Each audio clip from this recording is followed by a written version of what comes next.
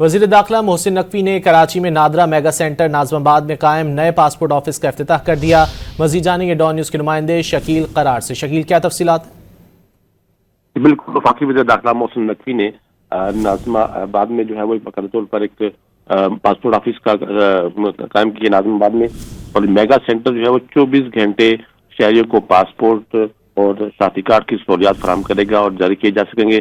اس موقع پر داخلہ نے افتتاح کے بعد عام لوگوں سے بھی ملاقاتیں کی اور ان کی تکالیف اور شکایات کے بارے میں پوچھ گچھ کی، اور موقع پہ ہی جو حکام موجود تھے ان کو ہدایت جاری کی، اور ڈی جی حکام موجود تھے، وہاں پہ پاسپورٹ حکام موجود تھے، انہیں سخت ہدایت کی گئی کہ عوام کو پاسپورٹ کے اجرا میں کسی قسم کی تکالیف یا شکایت نہیں ملنی چاہیے، اور اگر شکایت موصول ہوئی تو ان کے خلاف سخت کارروائی عمل میں لائی جائے گی۔